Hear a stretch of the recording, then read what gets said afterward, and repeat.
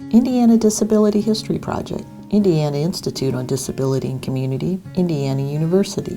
Muscatatuck Oral History, Belma Eberts, November 3rd, 2004. I'm talking to Belma Eberts in North Vernon, Indiana. My name is Jane Harlan Simmons.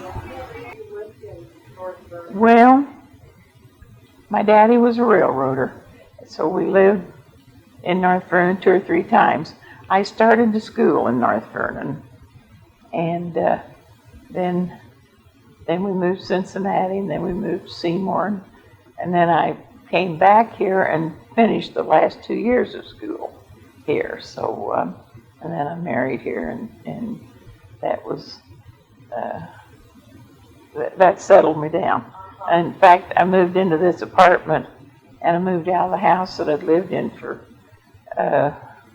56 years. And Jack and I built the house and lived there. Even before we started to school, we used to go to Muscatatuck.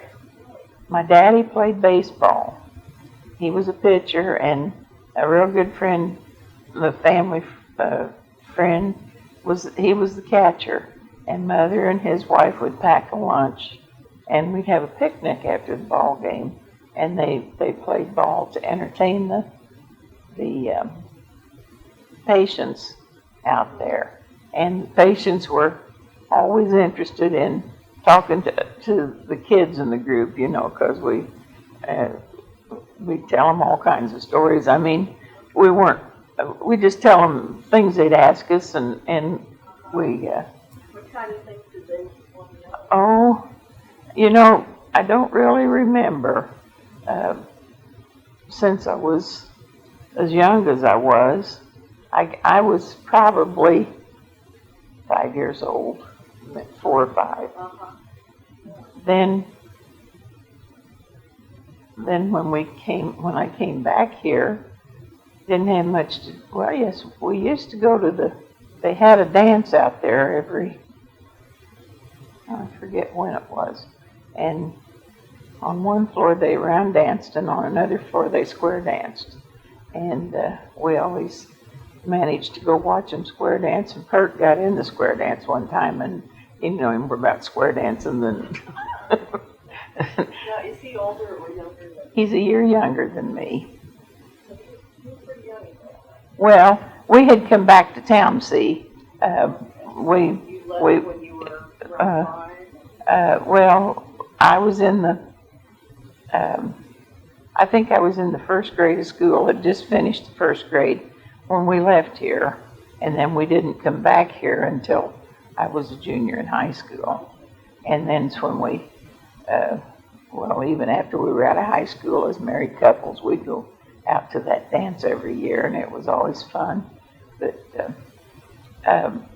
then... What's your first memory of Muscatatuck? The baseball games, and Mother and Daddy had pictures that were taken, and I remember seeing the pictures that they had. I think Kirk ended up with all the pictures, but that's the very first memory. Well, then after we came back here and I married, Jack and I had a son about 13 months after we were married, and 2 years or something. Anyway, Jack liked to fish, so we'd go out there, and there was a good place to fish and a stream out there, and he'd park down there, and I'd tie EC to the bumper of the car so he wouldn't fall in the river. And then more of the patients would come. Wonder why I had that boy tied to that car. And one guy, his first name was Emerson, and I can't think of his last name, but he picked blackberries and sent word to me to come and get the blackberries. And I wouldn't walk across the street for blackberries, but I got his blackberries because he had done it as a favor. And then I paid him something, I don't know, just a token of some sort to, but, yes, and in the meantime, I hired 2 girls from out there. One came to iron, and she did all my ironing one day, the day that she was there. And then the other one came and cleaned my house. Yeah. How old do you think they were, or they different ages? They were probably about the same age, and I would say they were maybe 25. And they brought them to my house in a bus, and then they picked them up at a certain time. So. What was the rate that they were paying? Oh gosh. I don't remember. Yes, it's a long while. I can't tell you what I paid. I don't think it was very much. Did it seem like getting? I got my money's worth. Yes. They, considering the girls that were doing it, they did a good job. The girl that ironed, did the clothes looked real nice, and the girl that cleaned did a good job too. And I can't remember. I guess the girl that ironed came every week, and probably the other girl came every week. But, I have no idea how much or even how I paid them. Whether I sent money to the school or whether I gave them the money or what. But I really, like I say, I can't tell you a whole lot. I remember going out there when they were self-sufficient, and those clear to the other end of the school. It was on the north side, I guess north. There was a house, and some ladies lived in that, and they had chickens, and they were so happy taking care of their chickens and gathering the eggs and things like that. And then, they milked cows, and they had vegetable gardens, and the whole place was pretty well self-sufficient. Then somebody came in and decided that wasn't the way it ought to be done. And even though we lived here in town and we heard a lot of different things that went on out there, when you had no connection with it, you didn't pay a lot of attention to it, But and I was after you called me the first time, I was trying to think, and I can't tell you. But I went out to the church out there, and the chaplain, we were pretty good friends, and I don't know why I volunteered and what I was doing. That's awful. I mean, my memories, I guess at 82 you can forget what you want to. So, but Chambers was his name, and he was always real glad. And I can't remember, I asked Perk, and I said, Perk, why did I come out there? And he said, well, I don't know. But he was over in the school at the time, because I would go over to the school and see him once in a while when I'd be out there, and then other times I wouldn't. But we went in the chapel for something, and it wasn't, Chambers didn't preach. It wasn't for a church service or of any sort. I don't know. I just don't know what we did. Did your family have any other connections besides your brother working there? No. Mother never ever had any of them come to clean. And, well, I'm not, she could have, but she didn't have. And, of course, Daddy was gone on the railroad all the time, so he didn't. And then we had another brother who was 10 years younger than Perk. Perk and I are a year apart, and then there was 10 years between the next two. And he married a Texan, and they came home their first Christmas, and they went out to see Perk, and they saw a little girl, and Perk could tell you more about that than I can. JoJo's what we called her, and they brought her home, and we all had a Christmas for her. She was she was dwarfish like, and she was a cute little thing, and my sister-in-law fell in love with her. And so we didn't have her, I don't think we had her on Christmas Day, but we had her during the Christmas holidays off and on, and we all got gifts and things for her. As I remember, Joe and Merle bought her a little rocking chair, and she was so pleased with that little rocking chair. But that's the only time that he had anything to do with them, because as soon as he got out of high school, he went to college and then went into the Air Force, so he wasn't around North Vernon that much. And none of your children have worked there? No. No, my two boys went to Cummins, and the two girls just didn't work any place, so. What was your impression of how Muscatatuck was in the North Vernon community? I'm sure that changed over time. Yeah, well, when we were young and go out to ball games, we thought that was just wonderful that they had a place to stay, and that they were taken care of like they were. And then time come along, and you hear stories about how mean someone was to them, and you felt sorry for them then, because they hurt them. Some of them were hurt, and then they would change administrators, and each administrator had an entirely different idea. Like the one decided that they shouldn't be self-sufficient, so he changed all that. That just broke those old ladies' hearts. They were just sick because they had to give up their chickens. And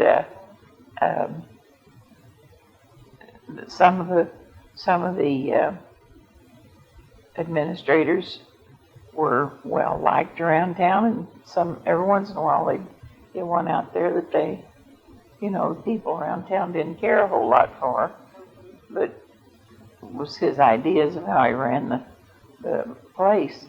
And I know that Butlerville, or Muscatatuck, put a lot of money in North Vernon because a lot of people worked out there that brought their paychecks home from out there. So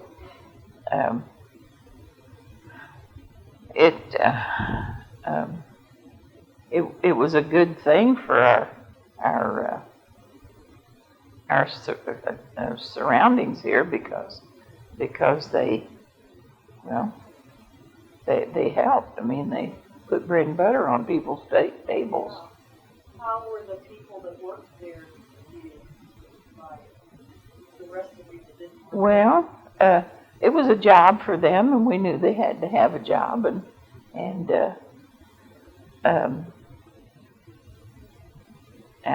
my son-in-law's mother worked in the dietary department. My daughter-in-law's mother worked in the dietary department. Well, in fact, her dad was the fireman out there when my son met her. He ran the fire department. And then the mother worked she started out in the laundry, I think, but she ended up in the dietary department. And I knew a couple other ladies that worked in the dietary department. I didn't know many people that were caretakers. I don't know why, but I just didn't know them. But what was it like in high school? Did the kids talk about Muscatatuck? No, no. We were too busy thinking something else to do. No, well, if someone's parents worked out there, they may have said something about it, but we were not. It seemed like it was a far away place, as far as my group of friends were concerned, because well, there was no connection. Another world. Yeah, my friends were either their parents were railroaders or merchants here in town, and the guy I married, they had the ice plant, and they had had a coal yard, and so they had no connection. But my father-in-law was on the water board here in North Vernon, and he and Joe McAuliffe and Johnny Shires, the three of them were on the water board, and I can remember him sitting there in the office behind the door at a drawing table, and they were the ones that were the reason they got the reservoir out there. North Vernon, that's one thing people did talk about. The Muscatatuck was the creek, or the river ran from there on down here, and it would dry up completely. Jack himself got on a tractor and cleaned out the potholes to make the water run on down, so North Vernon would have a little bit of water. And then Grandpa and Johnny and Joe got the idea of getting a reservoir, and they found, that was where they picked the place to have it. I guess it's broken now, though, but there's something wrong with it. We still have water from there, but not, the dam's broken or something. So the reservoir is on the Muscatatuck ground? Mm-hmm. And it brought, they'd let the water down, and we've had a continual flow of water ever since that. But up until then, in the summertime, we were hard up for water. I never will forget that oldest boy of ours. His grandpa was on the water board, so all we heard was conserve water, and one day he was in the bathroom and had the water running, and I said, "EC, are you running that water?" And that, "Yes." And I said, "Now there's a shortage." There was dead silence for a minute. He said, "Hot water too?" I guess he was going to turn the hot water on. I thought that came from a different place. I guess he did. But Grandpa worked hard to get that reservoir going. He and Johnny and that was a big thing for North Vernon, and it helped. Well, it helped bring in businesses, because businesses wouldn't come here because we didn't have any water. So then. So what was the economic arrangement with Muscatatuck paid anything for the water? I don't think so. I think it was all a state thing. I really don't know. I just remember, I remember Grandpa working on it, and I remember us being short of water. But I had 3 kids, and I had other things to keep me occupied, so I didn't pay much attention to that part. But the reservoir is out there, and it's connected to this little stream where we used to fish. And I went out fishing with Jack had a fishing buddy. He and his wife and Jack and I go out, and one day I caught the biggest crappie that anybody had ever caught, and Jack never took me fishing anymore. And I always told everybody that just because I caught the biggest fish, I wasn't allowed to go fishing anymore. But I really, if I'd have wanted to, I'd have gone fishing. But I I don't know who you could ask about the money situation between the. I know they used to have a terrible saying that I guess I won't say it with this thing on. They used to say North Vernon's out of water, and they called them nuts, is what they called them. So all you nuts, all you can. I was going to ask you, what, like when the kids, you said they didn't talk about the staff very much, but when they did talk about the people there, what kind of words did they use to describe? Nearly everybody called them nuts. And did that change over time? Yeah. Went to What did it change to?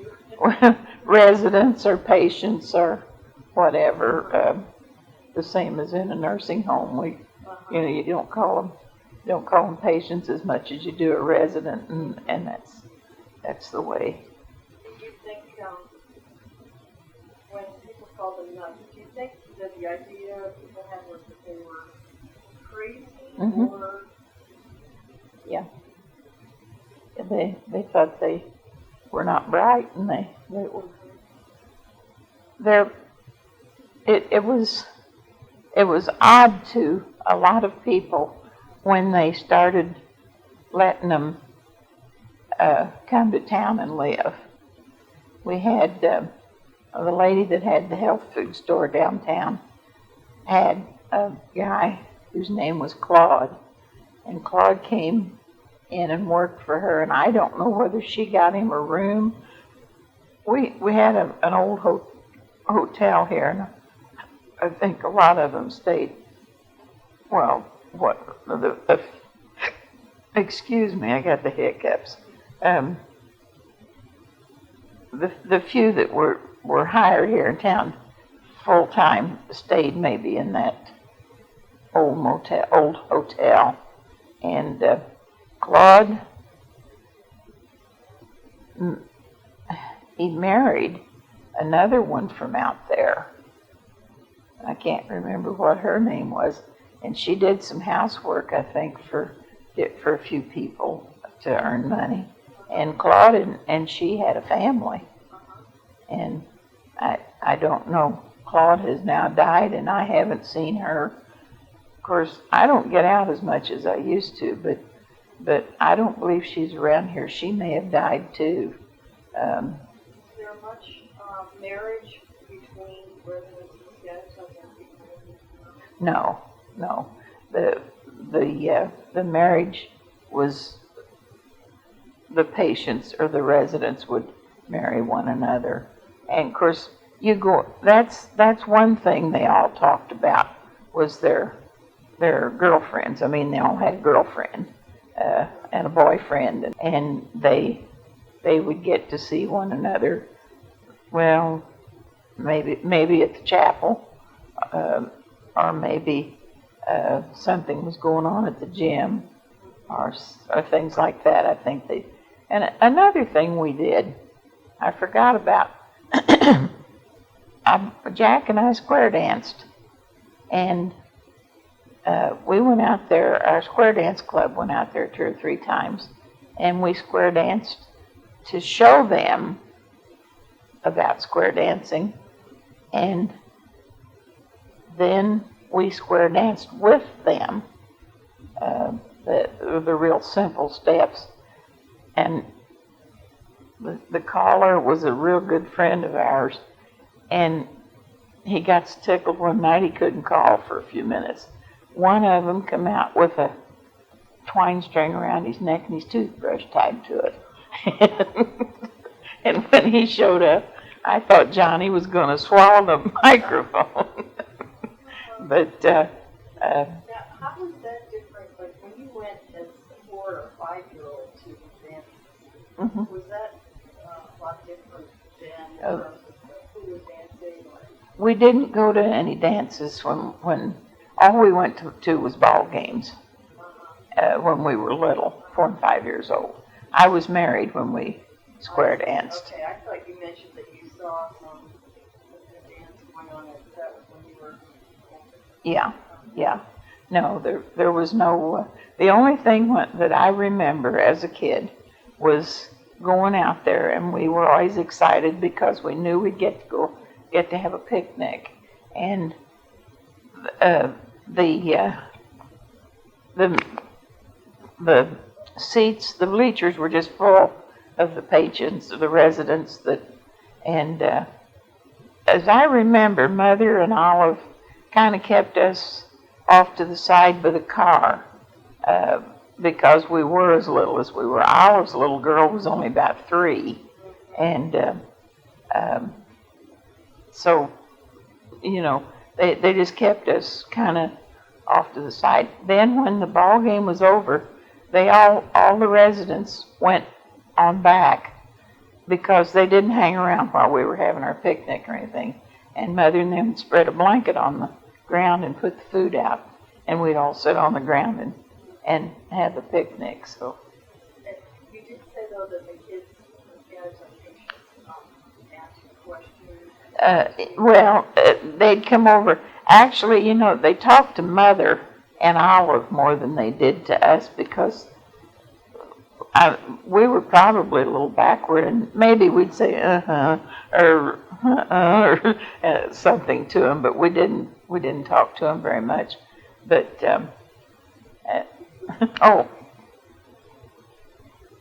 do you remember feeling about those kids? I mean, that must have been really different for you. Well, it was, but they didn't frighten me. And then when I took EC out there and tied him to the bumper, I didn't mind the residents coming around, and Jack could be down the river someplace. I wasn't afraid of him. Maybe I should have been, but I wasn't. Were you curious? Or? No. Just tried to be friendly with them, and we talked about, well, of course, they wanted to know all these questions about why I had that kid tied to the car, and yeah, and You were 4 or 5. Did you feel like they were really different from you? Were you conscious of Yeah. the big difference? yes, and I guess I realized why Mother kept us kind of over to the side and closer to the car. That you weren't one of them. Yeah, and of course, we weren't interested in Daddy's ball game at all. Daddy was a good pitcher, but we didn't care. So we were just there for the fun of it and the picnic. That was the main thing we were there for. So I wanted to just go back to something you said about when the superintendents changed, the administration changed there, that some of them were liked by the people in town and some weren't. Of course, can you just talk about that a little bit? well, if they made big changes and were kind of hard on the patients, then people around town didn't like them. There was one man that was out there that had a family, and there were 2 nurses, and there was talk about him being friendly with the 2 nurses. And, people in town kind of looked for them to do something so they could talk about them sometimes. And then other times, when I was in high school, one of my very best friends' father was, I don't think he was the administrator because they lived in North Vernon, but he must have been a doctor out there or something. Her parents were considerably older than my parents were, so they always kind of frightened me. I mean, we'd spend the night with them once in a while, but if we get too noisy, they'd give us the dickens. And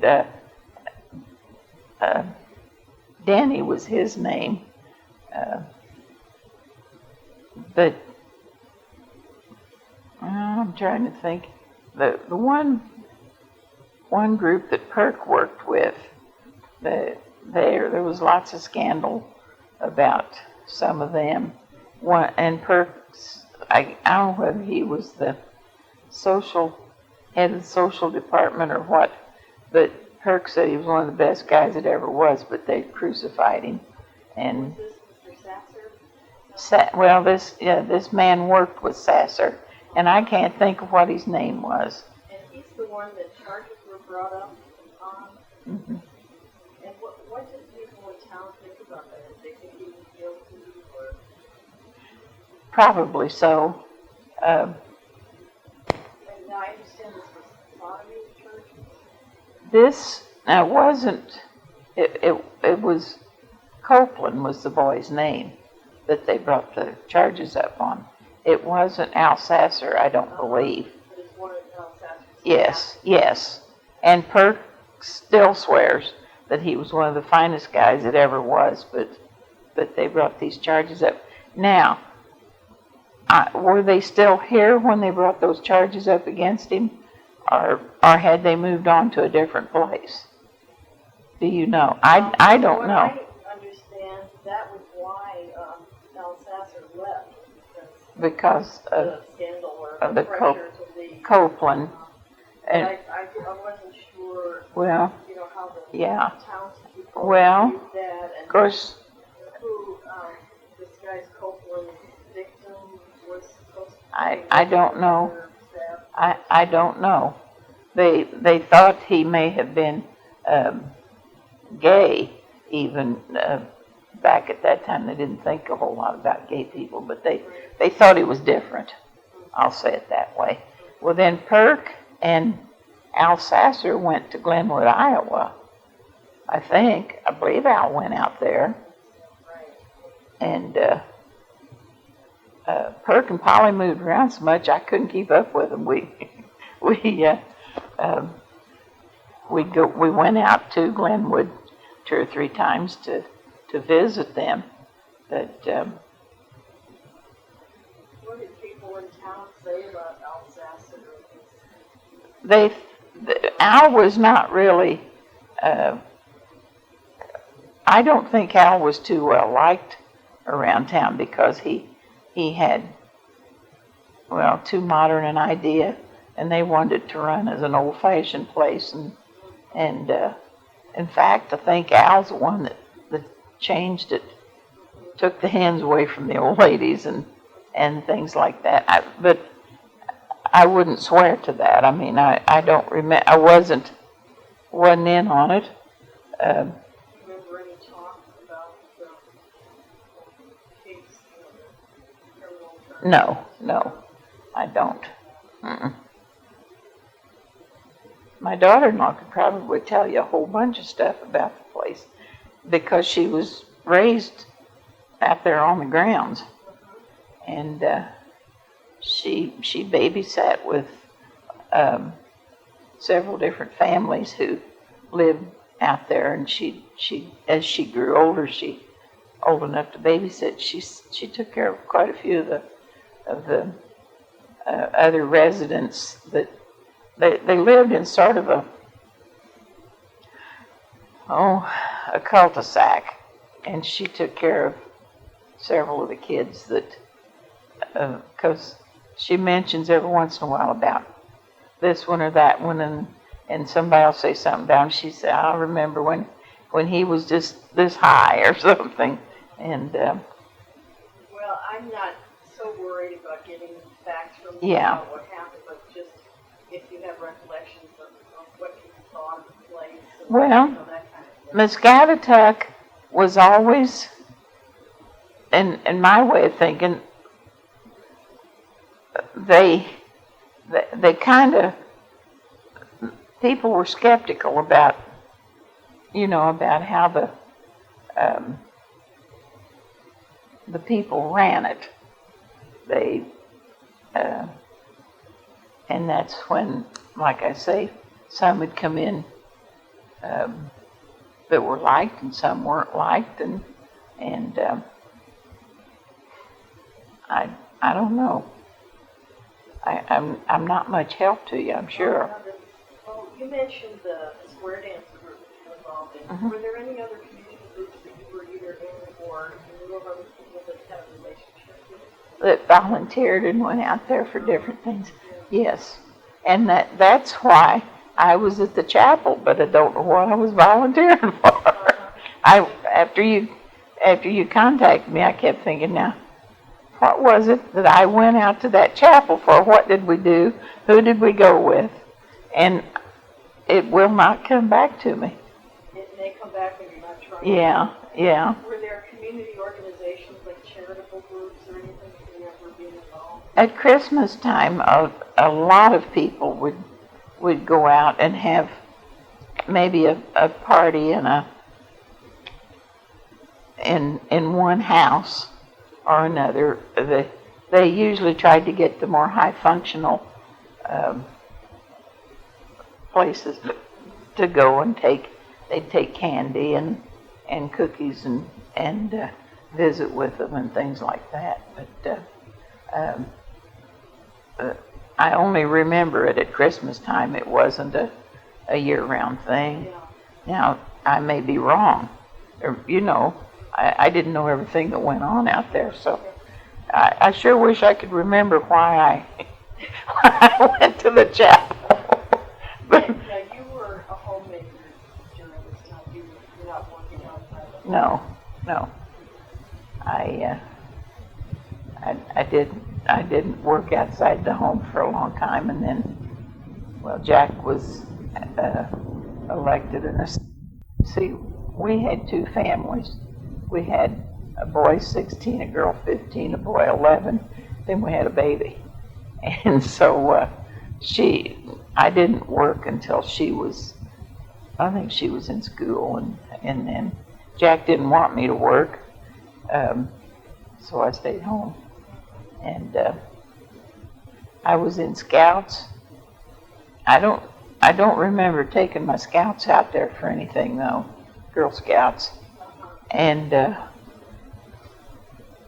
but for the life of me, I cannot think why I went to the chapel or what we even did.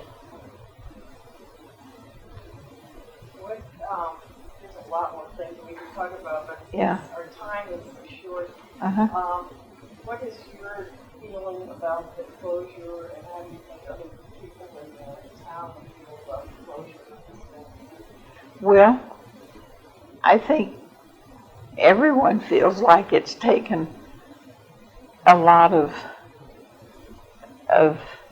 income out of our town, for one thing, and they're just putting those kids most any place, and that's not too fair either. Some of them are not able to be put just any place. I worked at McDonald's back 6, 8, 9 years ago, and parents would come in there with their children that lived out at the school, and I remember one boy. He was not. She was worried to death what she was going to do with him, and where she was going to find a decent place because he'd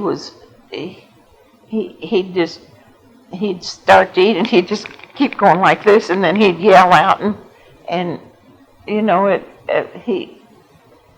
wasn't able to be out on his own or in another place. But I think the last time I talked to her, she thought she had found a place fairly close to where her home was, and she'd be closer to him then. But I think people really hated to see the place close for more reasons than one. The income was one, and the fact that they just dumped those kids out. Seemed like they just dumped them out. And maybe they studied it out and figured real good places for them. I don't know. But you think the perception was that they weren't really their interests weren't being addressed by... Not as much as they should have been. So,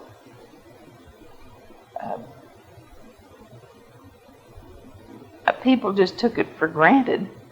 You know, Muscatatuck was there and it was going to be there forever, and, you know, those kids were going to be taken care of forever.